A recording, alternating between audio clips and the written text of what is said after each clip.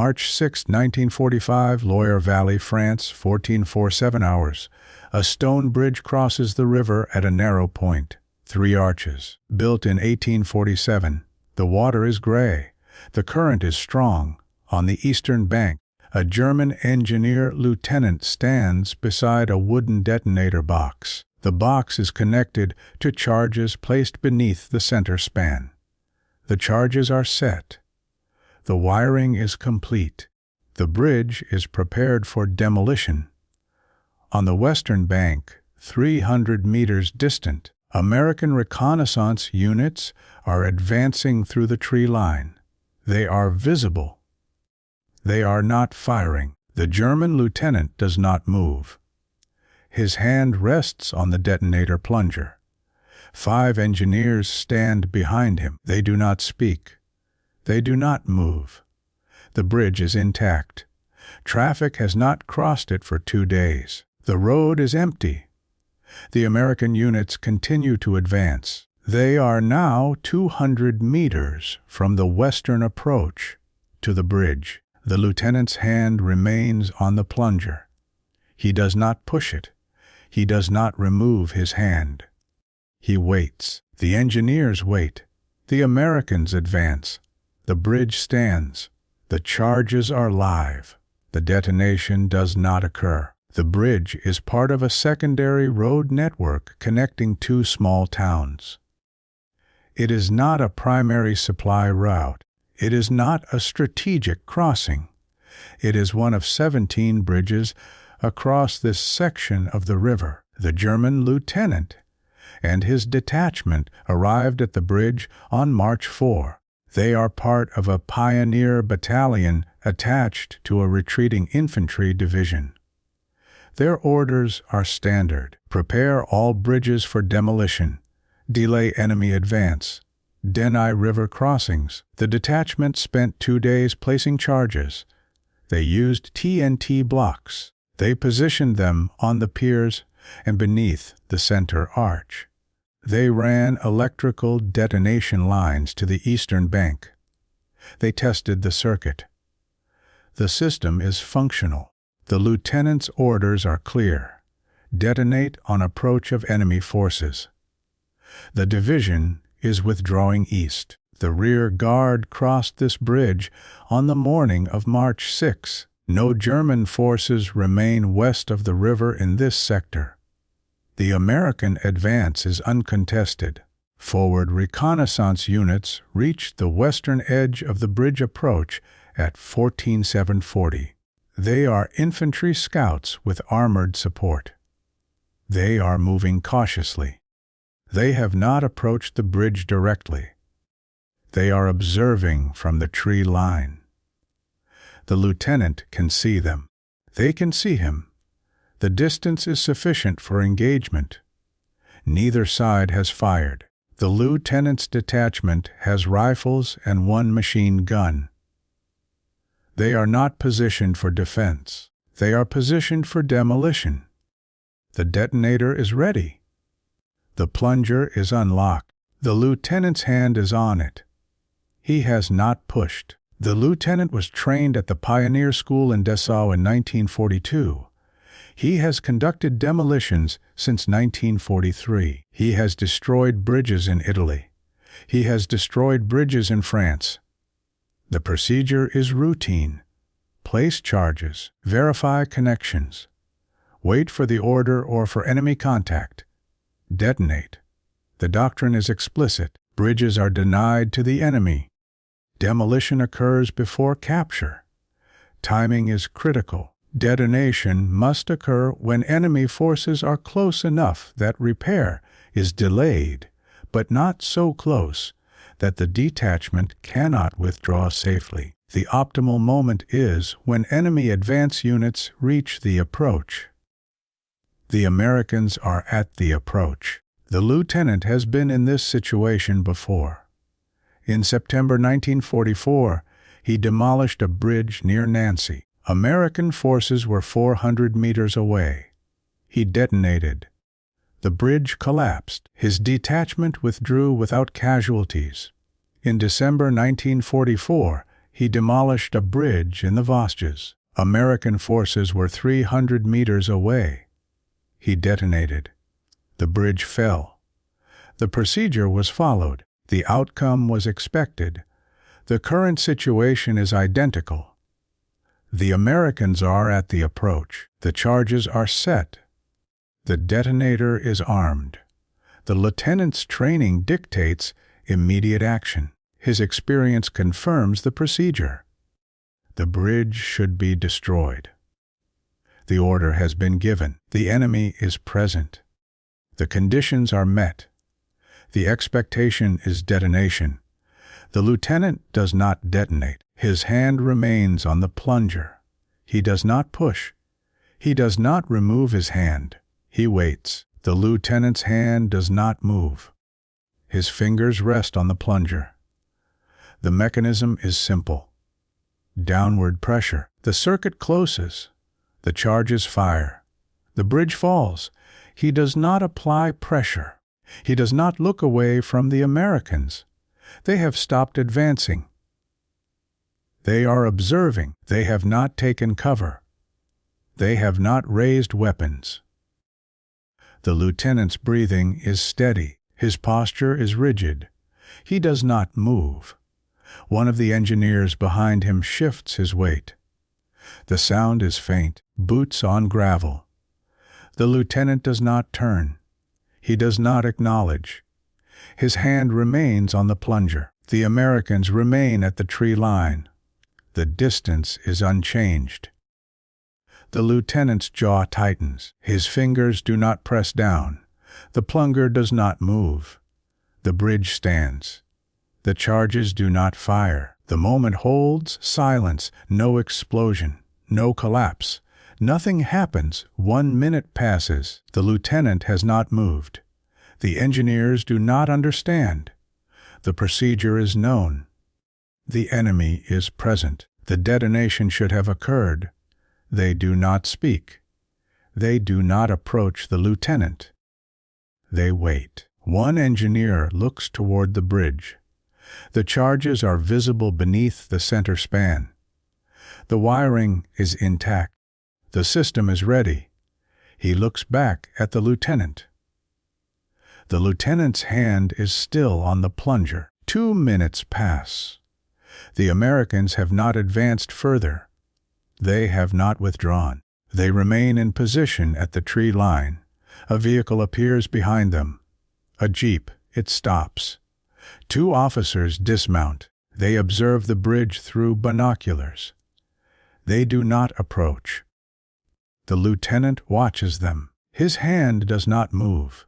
3 minutes. One of the engineers steps forward. He speaks quietly. "Herr Lieutenant." The lieutenant does not respond.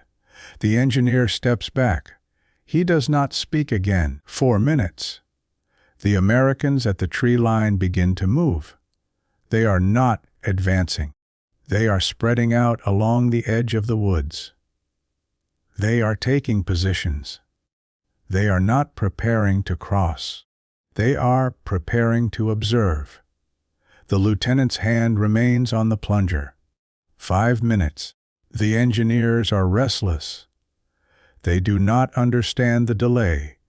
They do not question the lieutenant directly. They wait. The silence extends. The bridge stands. The charges remain set.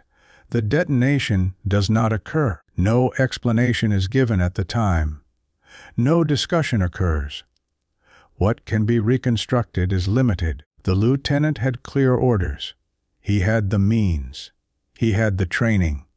He had the authority. The decision was his. He did not execute it. What is known from later interrogation is incomplete.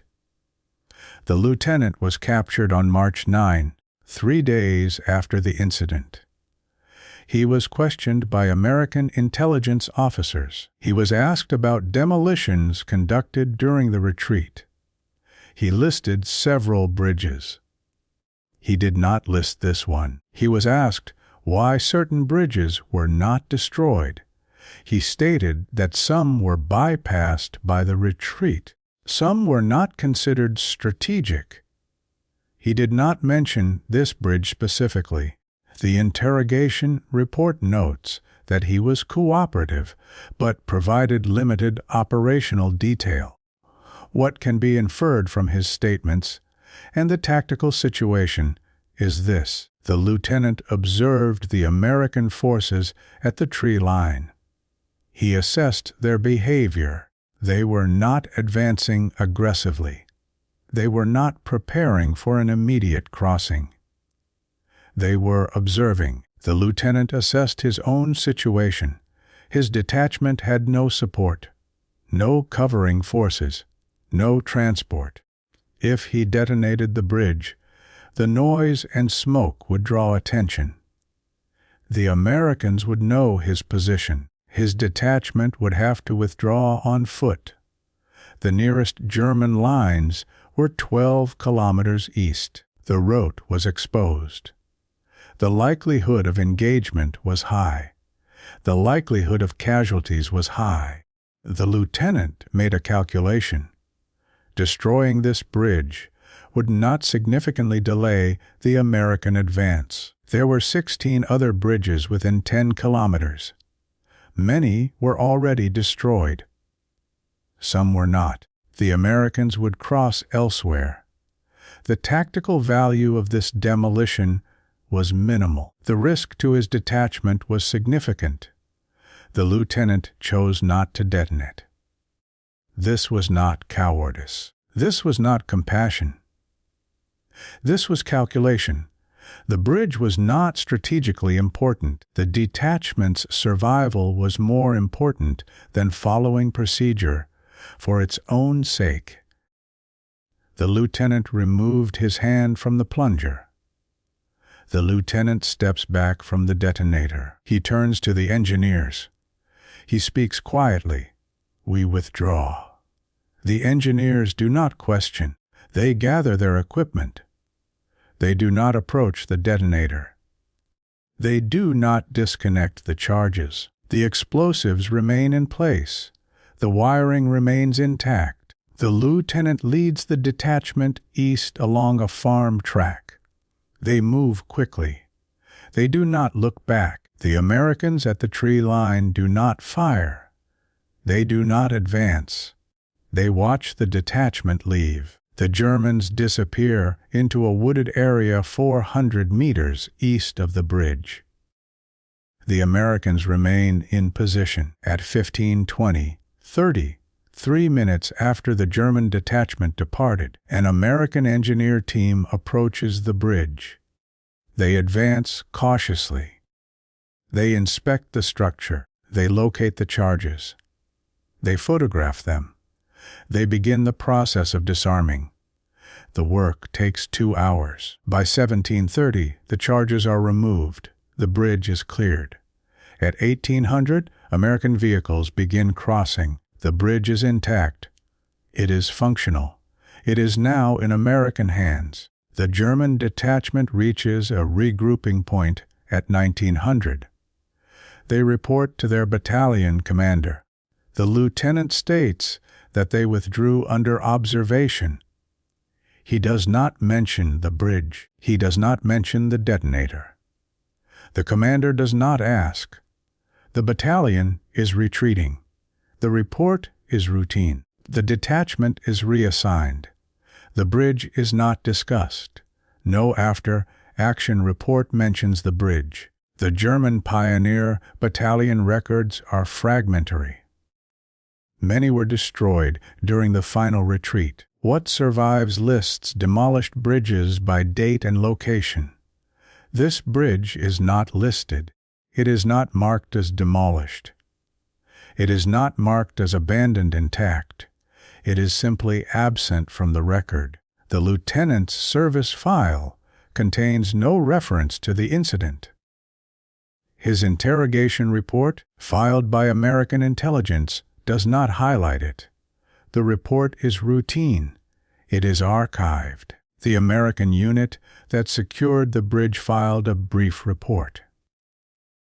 It notes the discovery of prepared demolitions. It notes that charges were disarmed. It does not note why the charges were not detonated. The question is not asked. The assumption is that the German detachment fled before detonation could occur. This is not accurate, but it is not corrected.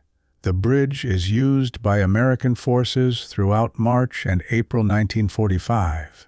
It is not repaired. It does not require repair. It is intact. In May 1945, the war ends. The bridge remains in service. It is used by civilian traffic. It is used by occupation forces. No one records that it was prepared for demolition. No one records that the demolition did not occur. The charges are removed and disposed of. The detonator is removed. The wiring is removed. The bridge shows no evidence of the preparation. The moment is erased. The lieutenant is held in a prisoner of war camp until January 1946. He is released. He returns to Germany. He does not discuss the war. He does not write memoirs. In 1953, he is contacted by a researcher compiling a history of German engineer operations in France. He provides basic information, dates, units, locations. He does not mention the bridge. In 1968, he is interviewed by a local historian. He is asked about his service. He mentions demolitions conducted. He mentions withdrawals conducted. He does not mention the bridge where he did not detonate. In 1974, he dies. His personal papers contain no reference to the incident. The engineers who were with him scatter after the war. One emigrates to South America. One dies in 1947. The others return to civilian life in Germany. None of them record the incident. None of them discuss it. In 1982, one of the surviving engineers is asked about his service. He mentions bridge demolitions. He does not mention this bridge. He does not remember it as significant, or he chooses not to remember it. The bridge remains in use. It is widened in 1963. It is renovated in 1989. It carries traffic today. No plaque marks the event. No documentation exists in local archives. The bridge is simply there. It has always been there. The moment when it could have ceased to exist is not recorded. The bridge stands. Stone arches. Water below. Traffic passes. The lieutenant is buried in a cemetery in Bavaria. The engineers are buried in various locations. The charges that were set beneath the span are long gone. The detonator is gone. The wiring is gone. The moment is gone. The records are silent. The decision is unrecorded. The bridge was prepared. The bridge was not destroyed. That is all. No explanation survives in official form. No justification is offered. The silence is complete. The war moved on. The bridge remained. The explosives were set. The plunger was not pushed. That is all.